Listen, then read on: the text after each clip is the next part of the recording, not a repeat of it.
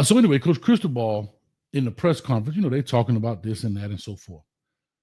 But he was right up my alley when he said this. He said they asked him about the team being special and and so forth. And he said, yeah, we're a special group, but we're not perfect. And I love that answer because he's going to always push his guys. Even when they talked about Malachi Tony, he said, hey, I appreciate, you giving him that praise.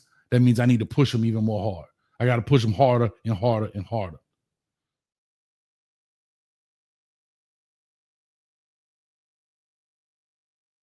See, y'all be messing me up, man. Anyway, till I have my face gone. Turn your phone sideways. Anyway, so he said push it harder and harder and harder. And that's what I like, right? He's always been that guy. This is not nothing new. This has always been his philosophy. This has always been his deal. And we're not perfect. I have to say this. I'm not here to rain on our parade, but this is what coaches do. I want people to understand that when we talk about this on this channel. I'm bringing things from a coach's perspective. And to a coach, nothing's ever perfect. Nothing's ever good enough. But that's what you're striving for. Even in a blowout win, you're looking for imperfections. You're looking for imperfections in the game. Why? Because the opponent or your next opponent or the opponent you're going to play in 2 weeks or 3 weeks or 4 weeks, they're looking for the chink in your armor. How can they defeat you? And that's what you have to work on. And right now, currently being 5-0, going into our second bye week, and we're going to have a long stretch here after this. We got a 7-game stretch. This is a perfect time to do what we call in coaching self-scout, meaning when you scout an opponent, you're looking for their tendencies. What do they like to do? What do they do on first down? What do they do on second and long, second and medium, second and short, third and long, third and medium, third and short? What do they do at sudden change? What do sudden change mean? Like a turnover, right? Do they take a shot? Do they run the ball? Who is their top player? Who are they looking for? All of these type of things take place when you're scouting an opponent. Now, by week 5, week 6, somewhere midway through the season, you have to do what they call a self-scout, meaning you put your own video on and you scout yourself to find your tendencies because you have now created a pattern in your game, right?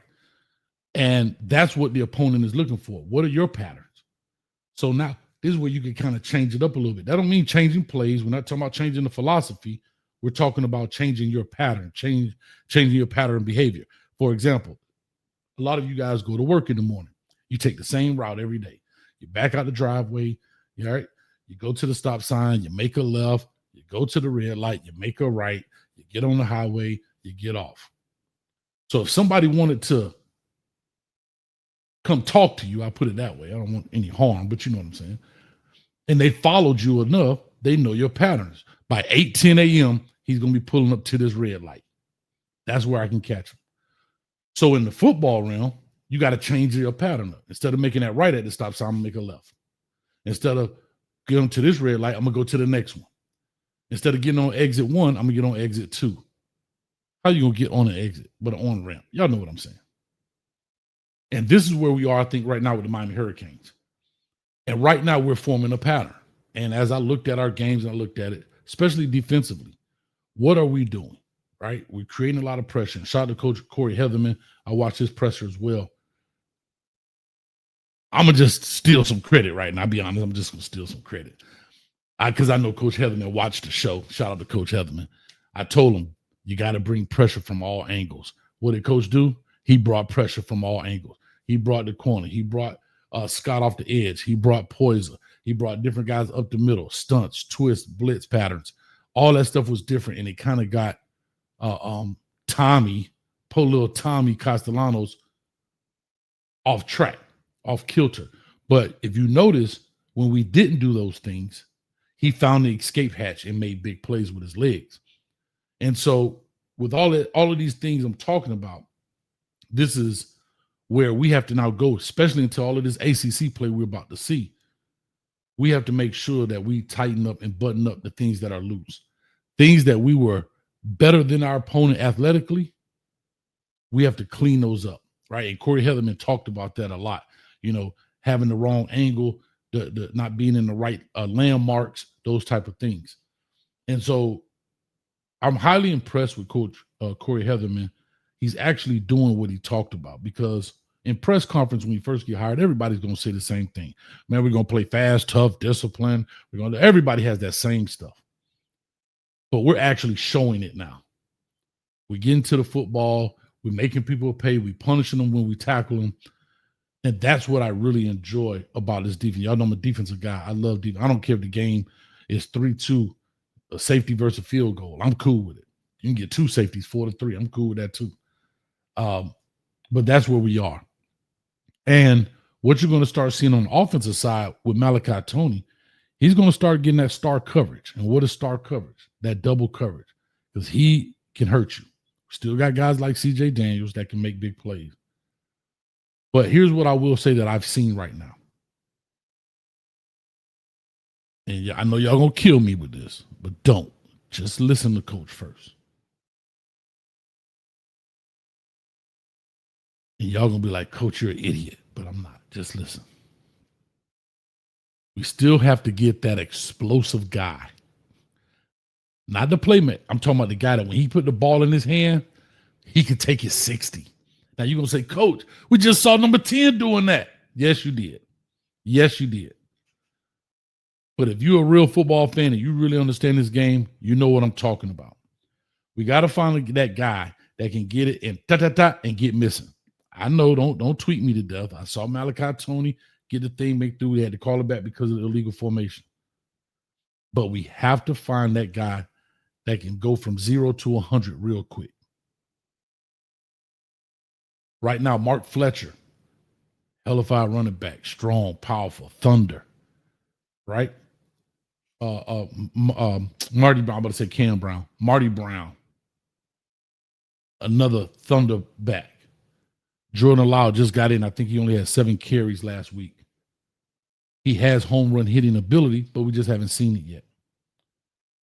On the tight end, I think it's just blah. I'm not overly joyed about our tight end look right now. Lofton, they have him listed as a tight end. However, he kind of plays more of that H-back, full-back type deal. He's not an inline tight end.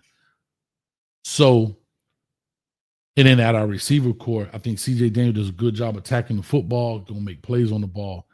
But y'all know what I'm talking about. I'm talking about that. I'm talking about that horsepower. You understand me? I'm talking about cats that bring that horsepower.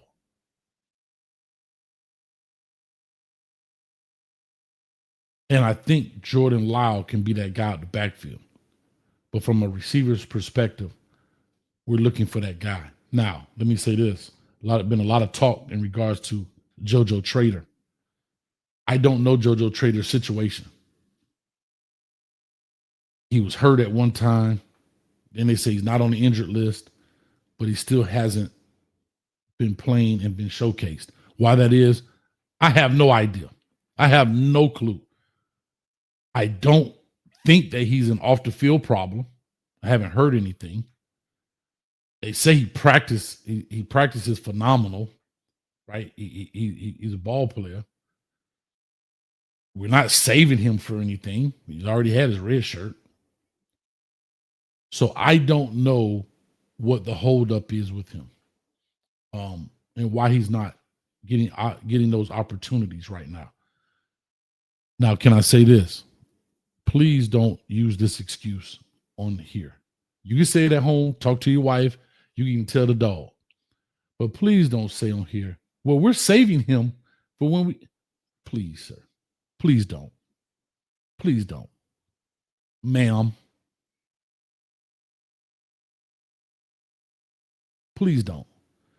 Please don't tell me, oh, well, we're saving him like we have special weapons.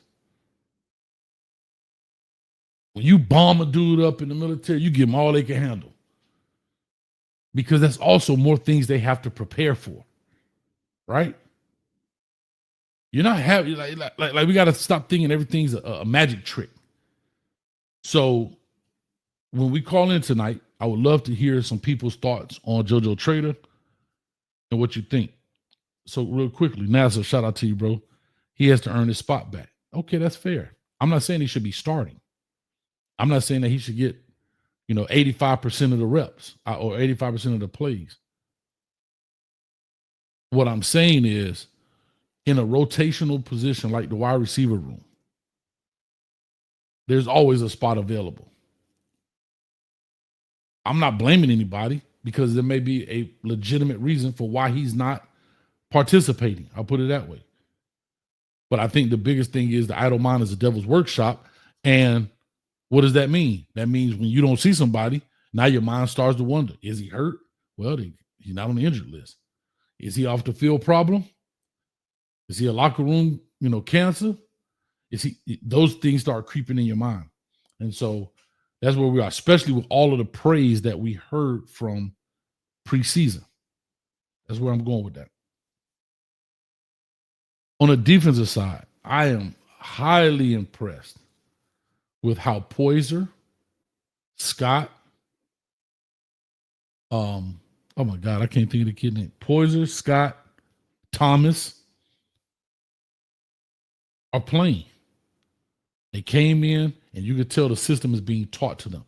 Are there things they need to learn? Yes, Corey Heatherman brought that up. There's some things they're off on, but what he said was, and I've always said this, communication on defense is key to the success of your defense.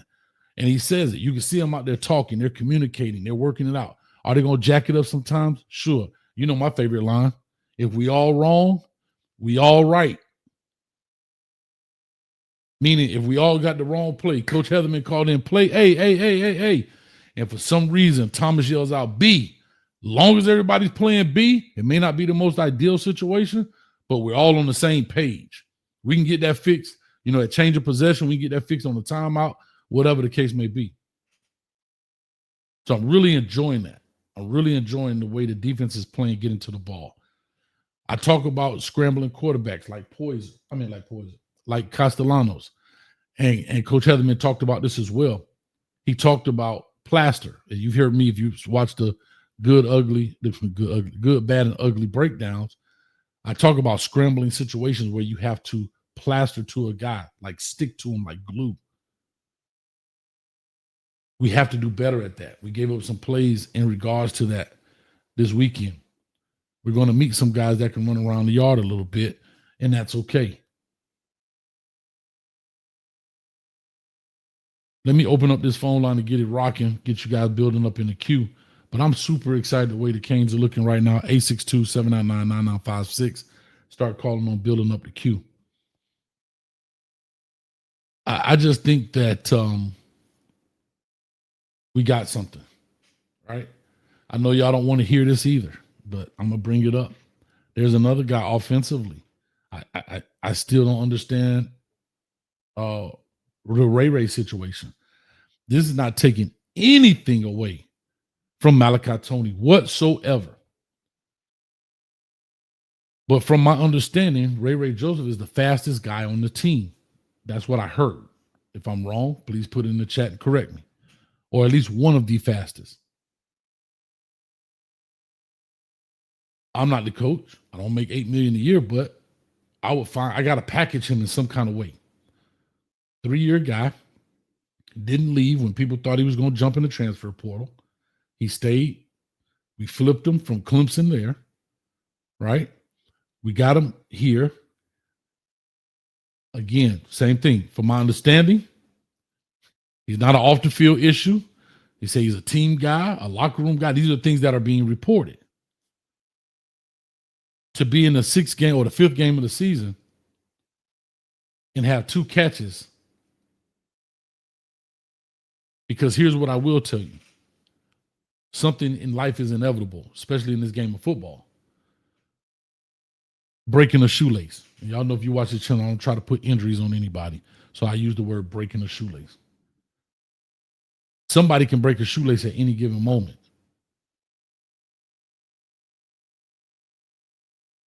So if a guy breaks a shoelace, you're going to have to replace that until he can get it fixed.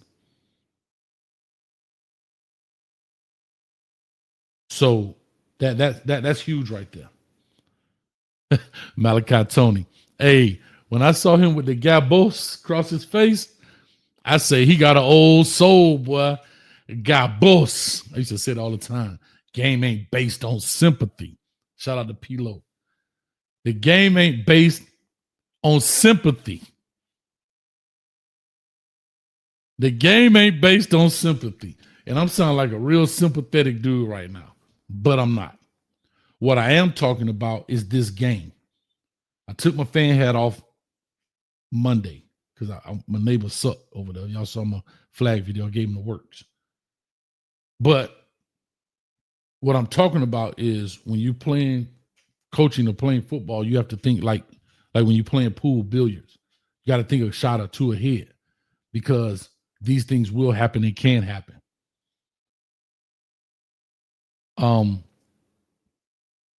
I just want to make sure that we just be a well-oiled machine and we thought about all of the potential things that can happen. And as an experienced coach and Mario Cristobal is, I know he knows these things, but I'm just talking to you guys. I know Coach Shannon Dawson knows these things, but I'm just talking to you guys. I know that Coach Heatherman knows these things, but I'm talking to you guys.